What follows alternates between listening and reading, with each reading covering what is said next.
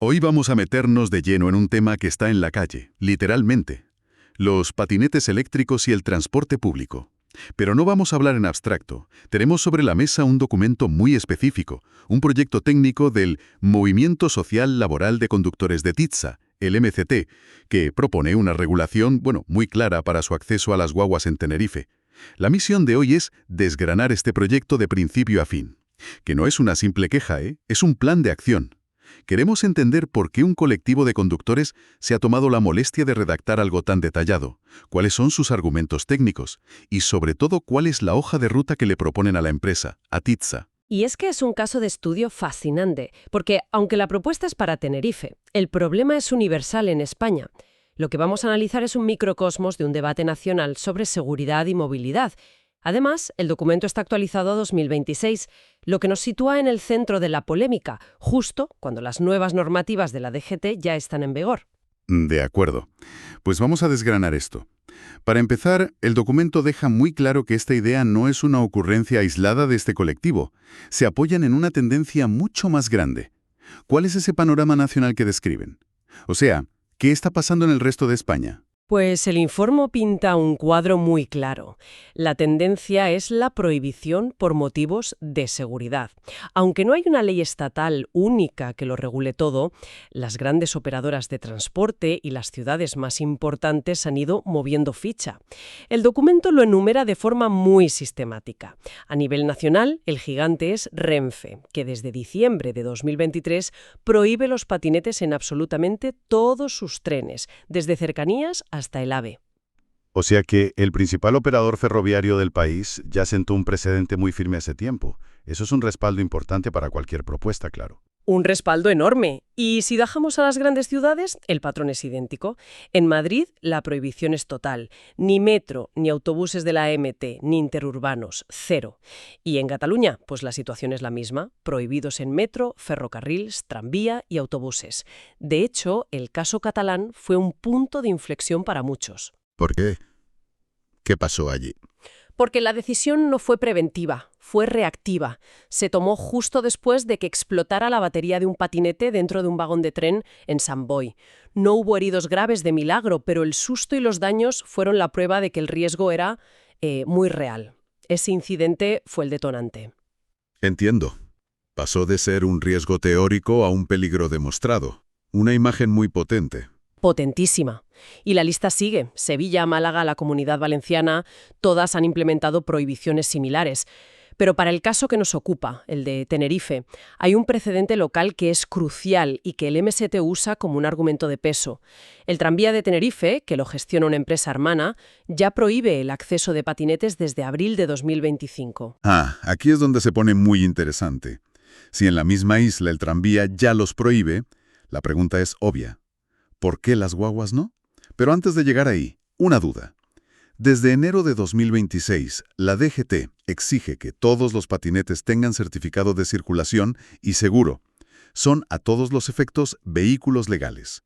¿Por qué eso no es suficiente para que puedan subir al transporte público? Esa es la pregunta del millón y la distinción clave que plantea el informe del MCT. Argumentan que una cosa es la legalidad para circular por la vía pública y otra, muy diferente, es el análisis de riesgo de ese mismo vehículo dentro de un entorno cerrado. Ya. Un entorno con mucha gente y con vías de evacuación limitadas como es un autobús. Es decir, que tenga matrícula y seguro no elimina el hecho de que la batería pueda arder. Exactamente, las empresas de transporte no están cuestionando su legalidad en la calle. Se acogen al riesgo intrínseco de la tecnología de la batería. La certificación de la DGT te garantiza que cumple unas normas de velocidad, frenos, luces, pero no puede garantizar al 100% que una batería, que puede haber sufrido golpes, no vaya a fallar. Y ante esa incertidumbre, pues priorizan la seguridad. Entendido. La calle es una cosa y el interior de una guagua un mundo aparte. Y el documento, precisamente, se centra en por qué una guagua es un entorno especialmente vulnerable. Identifica 3 factores críticos. Sí, y son muy contundentes. El primero es el que ya hemos mencionado. Es un espacio confinado. Pero el informe le pone cifras y aquí la cosa se vuelve escalofriante. Citan estudios que demuestran que el humo tóxico de una batería en combustión puede llenar el habitáculo de un autobús en menos de 30 segundos. Un momento. Menos de 30 segundos. Eso es, nada. Es el tiempo que tardas en darte cuenta de lo que pasa. No hay tiempo de reacción. Ninguno. Y eso nos lleva al segundo factor, la dificultad de evacuación. Pensemos en una guagua en hora punta, llena de gente, con mochilas. El informe señala algo muy lógico. Los patinetes se suelen dejar cerca de las puertas. Si el incendio empieza ahí, las vías de escape quedan bloqueadas. Se crearía un tapón humano en una situación de pánico. Vale, entiendo el riesgo para las personas, es evidente. Pero, ¿esto no se agrava con los nuevos autobuses? Cada vez vemos más guaguas eléctricas o híbridas. No es como poner una posible bomba al lado de otra mucho más grande. Has dado en el clavo. Ese es el tercer factor de riesgo que el documento destaca, el que mira al futuro de la flota, el riesgo de una reacción en cadena. Un incendio de un patinete a bordo de una guagua eléctrica es un escenario de pesadilla. El fuego podría comprometer las enormes baterías del propio vehículo. Y para respaldar esto, el documento del MST cita informes técnicos de 2025 de Tuvisa, la empresa de transportes de Vitoria, que ya evaluaron este riesgo y lo calificaron de crítico. O sea que no solo arriesgas la vida de los pasajeros, sino también un vehículo que cuesta cientos de miles de euros.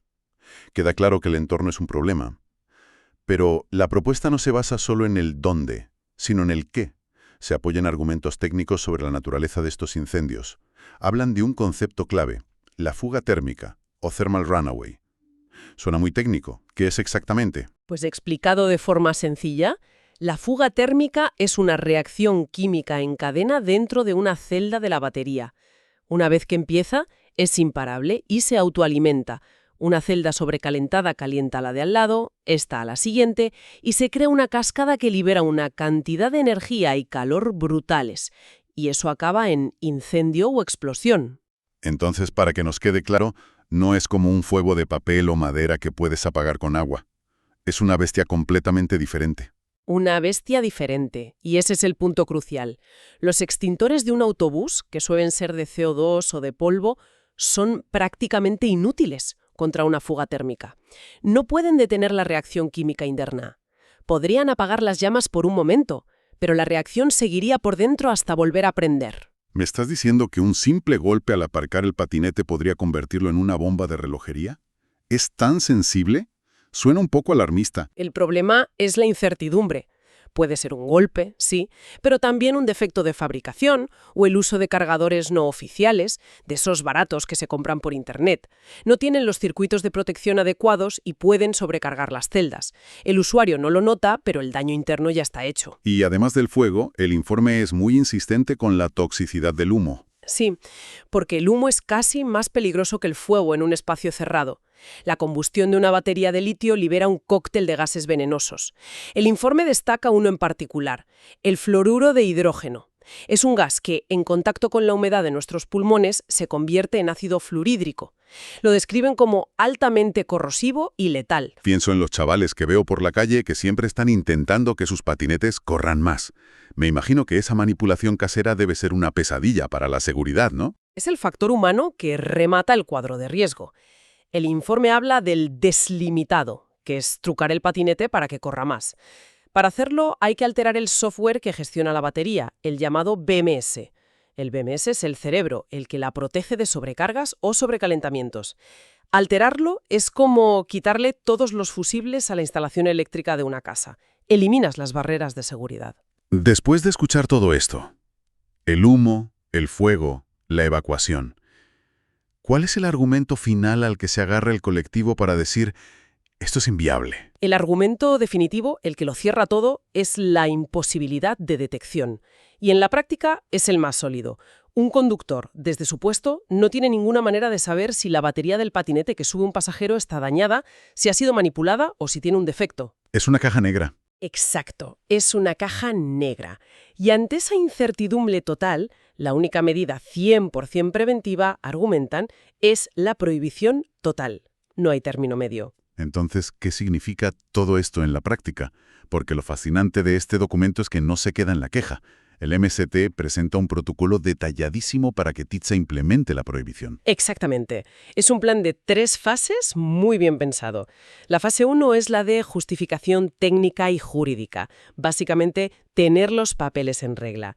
Proponen que TITSA encargue un informe oficial de prevención de riesgos que certifique ese riesgo específico y, jurídicamente, que utilice el argumento de la coherencia. Si el tranvía de la misma isla ya los prohíbe, lo lógico es unificar el criterio. Construir una base sólida para que la decisión no parezca arbitraria. Y una vez que tienen esa base, Viene la fase 2, que es la parte burocrática. La modificación del reglamento de viajeros. Como TITSA es una empresa pública del Cabildo de Tenerife, el camino está trazado. TITSA eleva la propuesta al Pleno del Cabildo, que debe aprobarla, luego se publica en el Boletín Oficial, se abre un periodo de exposición pública de 30 días y finalmente se aprueba de forma definitiva. un proceso administrativo estándar, pero que ellos ya han desglosado paso por paso. Y la última fase sería llevarlo a la calle, ¿no? Al día a día. Esa es la fase 3. Comunicación e implementación. La parte visible. Proponen una campaña de comunicación con pictogramas en las guaguas, en las paradas y, de forma interna, que es igual de importante, dar una instrucción clara a los conductores, darles formación y, sobre todo, la potestad de denegar el acceso amparándose en el nuevo reglamento, para que se sientan respaldados. El documento es tan exhaustivo que incluso se atreve a proponer la redacción exacta del artículo que habría que añadir al reglamento. Es un texto muy preciso, pensado para no dejar resquicios. Proponen un artículo X que dice, en su primer punto, queda estrictamente prohibido el acceso con patinetes eléctricos, monociclos eléctricos o cualquier otro VMP dotado de baterías de iones de litio. Directo y claro. Muy directo.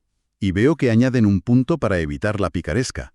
Esta prohibición se aplica independientemente de que el vehículo esté plegado o dentro de una funda de transporte. Vaya, han pensado en la excusa de, no, si lo llevo en una bolsa. Han cerrado esa puerta por completo. Saben que el riesgo no desaparece si va en una funda. Pero, y esto es muy importante, el texto incluye una excepción crucial. ¿Cuál es esa excepción? Quedan excluidos los vehículos para personas con movilidad reducida, como las sillas de ruedas eléctricas o los scooters médicos. Y el propio texto aclara por qué. Estos vehículos sí cumplen con normativas de seguridad y homologaciones específicas, algo que los VMP de ocio no tienen, se distingue claramente. Entiendo la lógica de la seguridad. Es abrumadora. Pero, ¿qué pasa con el usuario? Mucha gente usa el patinete para esa última milla. Prohibirlo sin más podría ser un golpe a la intermodalidad que se quiere promover. ¿El documento propone alguna alternativa o es un no rotundo? El documento se centra exclusivamente en el análisis de riesgo y la prohibición. Es un informe de seguridad, no un plan de movilidad. Su postura es que el riesgo es tan alto que no admite excepciones y que la responsabilidad de buscar alternativas recae en otras áreas. Es, en efecto, un no rotundo. ¿Qué argumentos les da para que apoyen esta medida? Se enfoca directamente en la protección del colectivo. El primer argumento es la protección física del conductor. En caso de incidente, el conductor en su cabina es la primera persona expuesta, la primera víctima potencial. Es la persona al frente de la crisis, literalmente. Exacto. El segundo argumento es la responsabilidad civil y la prevención de conflictos. Una norma clara, un prohibido sin matices, protege al conductor de tener que hacer de policía o de perito. Le evita tener que discutir, le quita un peso y un riesgo de encima. Le da una herramienta clara para hacer su trabajo. Y el tercero tiene que ver con la preparación. Sí, apela al sentido común, la carga de trabajo. La plantilla no tiene la formación ni el equipo para enfrentarse a un incendio de baterías de litio. No se les puede exigir que sean bomberos especializados en riesgos químicos. En resumen, tenemos aquí un caso de estudio increíblemente completo. Parte de una tendencia nacional. Realiza un análisis de riesgos para el autobús. Se fundamenta en la ciencia. Y, lo que es más impresionante, presenta una hoja de ruta legal y administrativa detallada. Sin duda, lo más destacable de este documento es su enfoque integral. No es una pataleta, es una propuesta constructiva, de principio a fin. Incluso se atreven a sugerir un calendario de 4 meses para llevarlo todo a cabo, desde las mesas de diálogo hasta la instalación de la señalización final. Es un plan de acción llave en mano. Este análisis se ha centrado lógicamente en la seguridad y en los argumentos para prohibir el acceso de los VMP al transporte público. Pero esto nos deja con una pregunta más amplia. Una pregunta sobre el futuro de la movilidad urbana. Si por un lado se nos empuja a usar el transporte público y a buscar soluciones de intermodalidad, pero por otro, uno de los eslabones más populares de esa cadena, el patinete eléctrico, se considera un riesgo inasumible, ¿qué nuevas soluciones o qué tecnologías se necesitan para cubrir esa famosa última milla de una forma que sea segura y eficiente para todos?